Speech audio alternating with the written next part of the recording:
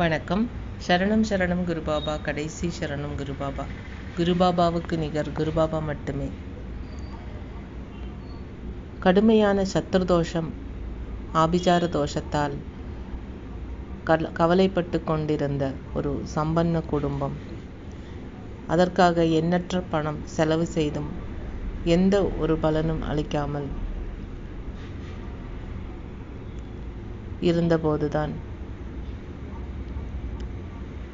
அமைச்சர் சிவன்குட்டியுடன் தொடர்புடைய அறிவியல் ஆசிரியரான அசோக்குமார் மற்றும் முன்னாள் ISRO அதிகாரியான அவரது மனைவி கோமு ஆகியோரின் மூலம் குருபாபாவை அறிந்து கொண்டார்.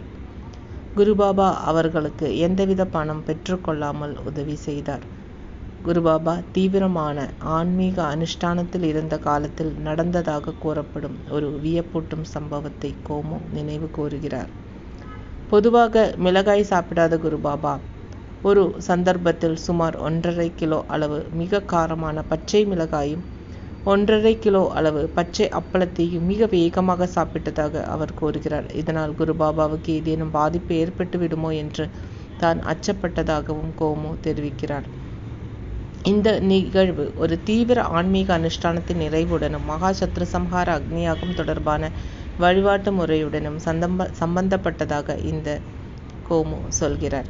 பக்தர்களின் நம்பிக்கையின்படி இந்த யாகம் சத்ருதோஷம் மற்றும் ஆபிசார தோஷம் போன்றவற்றிலிருந்து நிவாரணம் பெறுவதற்காக மேற்கொள்ளப்படுகிறது.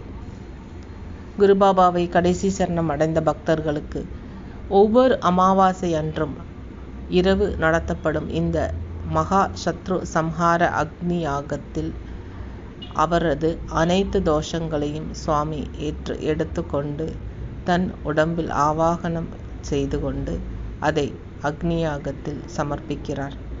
அந்த நிர்மார்ஜனத்துக்காக தான் சுவாமி 1.5 கிலோ பச்சை மிளகாயும் 1.5 கிலோ பச்சை அப்பளமும் பாரணையாக சாப்பிட்டு தன்னோட விரதத்தை முடித்து கொள்கிறார். இதற்காக சுவாமி 3.5 நாள் ஜலபானம் இல்லாமல் உபவாசம் இருந்து தன் பக்தர்களை காப்பாற்றி வருகிறார். இது ஒவ்வொரு அமாவாசை அன்று இரவும் நடத்தப்படுகிறது. இதற்காக ₹1 பணம் கூட, 1 பைசா கூட எந்த பக்தர்களிடமிருந்தும் ஈடாக்குவதும் இல்லை. ஆசிரம செலவில் தான் நடத்தப்படுகிறது. அதனால தான் ஒவ்வொரு அமாவாசைக்கும் அத்தனை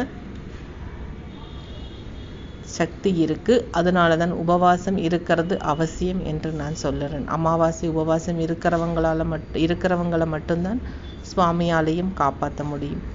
நன்றி, வணக்கம்.